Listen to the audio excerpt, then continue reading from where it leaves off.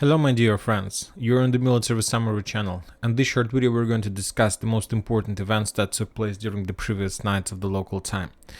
Of course, first of all, we're going to start with the Kupyansk front line. During the night we got a lot of very interesting updates, a lot of details about the operation, about the current status in this area, and so let's discuss them one by one. First of all, we got update that somewhere at 10 p.m. of the local time, to be more precise, at 11 p.m. of the local time, the Russian sources reported that the Russians managed to enter Sinkovka and that Ukrainians started evacuation process and withdrawal their positions. So basically, the Russians entered the settlement from the forest on the south of Liman I, and after that the Russians started declaring operation in the northern outskirts of that settlement. The question is why the Ukrainians took a decision to step back. Furthermore, somewhere at let's say at 2 a.m. or half past 1 a.m. of the local time, the Russians reported that they managed to liberate and capture or establish 100% control over the settlement. For now, we haven't received any official statements, any official reports regarding the situation in Sinkovka, but very reliable sources and very high authorities of the LPR Republic reported that the Russians during the previous days, including the previous night, managed to develop and develop their positions and their bridgehead in the vicinity of Liman I, Alshany, Sinkovka, and in the vicinity, the most important, Ivanovska, this small settlement that located on the west of Yahidne. So, as I understand, the Ukrainians, of course, probably had some plans to protect Sinkovka, to fight with the Russians and so on. And when the Russians entered the settlement from the north, probably there were clashes in this area. But according to the reports, the Russians attacking not just from Liman I, also the Russians are trying to develop their offensive operation from Alshany. So, as I understand, exactly because of this movement, the Ukrainian sources realized that currently they can get encircled, and that was the reason why the Ukrainians took a decision to step back. So from one side we see, this is very important, by the way, the piece of news, because if we take a look at the map, we see a lot of mechanized forces in this area, a few territory defense brigades.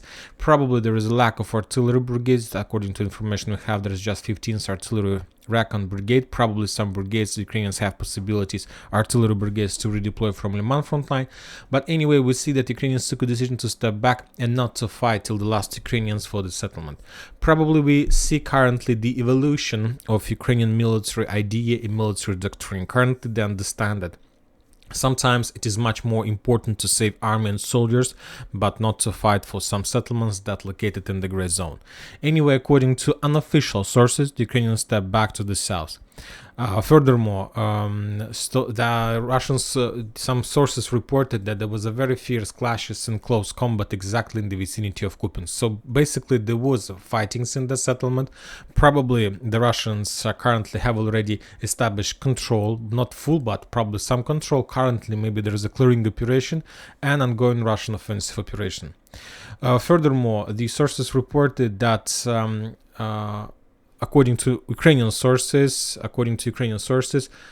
the Ukrainians took a decision to step back. Furthermore, the source reported that Ukrainians have already evacuated territory defense brigades, and there are just mechanized forces. And some sources are saying that because of like a very big number of mechanized forces in this area, probably this is not the forces that are going to repel the Russians' attack, but probably this is the mobile rearguard forces that will withdraw their positions when time comes, or something like this. So furthermore, this is exactly the situation. So the Ukrainians understand that probably they will be forced to step back. From my side, as I understand, that currently I'm not sure that Ukrainians are going to step back. Maybe this is another like fake operation from the Ukrainian side, and they've tried to force the Russians to start attacking, to be more active, to stretch their offensive orders and so on.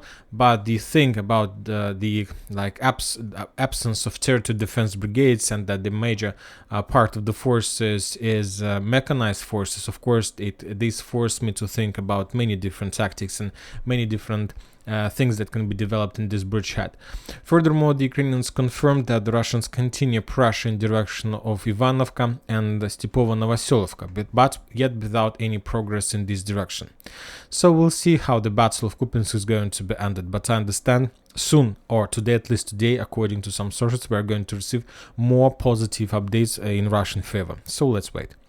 Now we are moving further to the south, to Bakhmut-Artyomovsk area. There are no changes on the ground as well. There is no changes in comparison with the previous days. The Ukrainians continue their bombing and shelling on the Russian positions in the vicinity of the settlement with drones, trying to control and to save control over the supply roads of the Russian forces in the vicinity of Klishevka and in the vicinity of Andreevka. The Ukrainians control the roads. The situation is very difficult for the Russians. If we increase the number of updates, we see that the main roads are under Ukrainian control. They see everything and they try to destroy every single Russian armored vehicle or truck that moves in the direction of Klishevka and Andreevka, and that can bring some supply and support in this area. From the Russian side, we got video how the Russians destroyed the M777 howitzer somewhere in the vicinity of Chasov Yar, the howitzer that Ukrainians were using to support their offensive forces, probably on the northern flank of Bakhmut during the failed attempt to penetrate the Russians' defense belt, and the Russians published another video of bombings of the Ukrainians in Klishevka. Now we're moving further to the south, and we got also a lot of updates from Urozhaino. As you can see, according to the map, I have updated the map. Currently, the situation, the Ukrainians published the video how they entered the settlement from the south, and basically this information confirms that the Russians in Urozhaino were attacked from two sides, from the north and from the south, and currently the settlement is in the gray zone. I'm not saying that like this the situation is 50-50 in this area, but not there is no full control of the Russians over the settlement. The Ukrainians attacked the Russians from the south, and with just mobile infantry groups that can cross this river with the small platoons and to enter the southwestern part, and the Ukrainians try to dig in deeper on the north and to continue offensive operation from the north. The Russians are trying to stick to the central part and to save control over the main evacuation roads that's still under Russian control. So this is the first evacuation road for the Russians that they can use for evacuating soldiers along the forest lines, and of course the strict way to the south along the edge streets in the central and the east central part of Urozhaino. But yet nobody controls the settlement for 100%. Now we are moving further to Bradley Square, to Orekhov area. I have also updated this map. These previous days, the previous 24 hours, the Ukrainians launched counter-offensive operation, and the Russians published the results of that attack. The Ukrainians sent armored vehicles, sent infantry. The Russians discovered and started attacking the Ukrainians with the demining equipment. Maybe this is not like a clearing operation or something like this, but anyway, there was like some clashes in this area, so that's why I took a decision to change the status of this territory also in the gray zone. So let's keep it like this. Also, the Ukrainian sources published the first probably evidence of massive usage of cluster munition, cluster rounds in the vicinity of Rabotina. So on this video, on this photo, we can see how the Russians were bombing and attacking the Ukrainian positions in the fields, which also confirms the control of this territory, that this territory is under Ukrainian control, and this is the massive usage of cluster rounds. And probably Rabotina was the first area where the Russians started using this type of weapon massively. When talking about Dnipro area, we haven't received nothing after the clashes in Kazachye Lagery. The only thing I would like to note that the Ministry of Defense of Russian Federation reported that they even were forced to use flamethrower systems in this area to stop the Ukrainian activity in this area during the previous days. Anyways, I understand the Ukrainians were forced to step back, and probably the Ukrainians have some forces, infantry, and some reconnaissance squads in the islands between the banks of the river.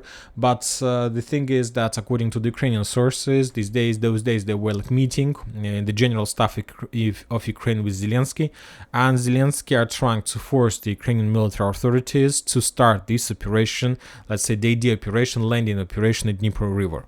The Ukrainians understand, the Ukrainian military authorities understand which kind of level of losses they will face during this operation, but Zelensky insists on this operation because of pressure from the Western countries, because he needs to show some results. And first and the most important, Zelensky wants this operation not because of support from the Western countries. Zelensky wants to repeat the same situation as the Russians made in Kupyansk front line. While the fierce clashes in the vicinity of Zaporozhye area, the Russians activated their offensive operation in the vicinity of Kupyansk area, which forced Ukrainians to send significant number of reserves. And the only possible solution for the Ukrainians how to slow down and to stop the Russians in Kupyansk is to open and to create another points of pressure.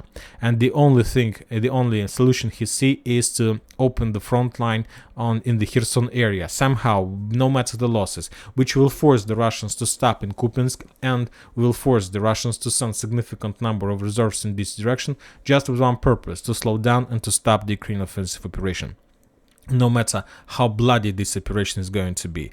Also, the Russians reported that this night they managed to prevent the drone attack in direction of Moscow from Ukraine. So another drones were sent from the territory of Ukraine, or probably somewhere from the area of Moscow.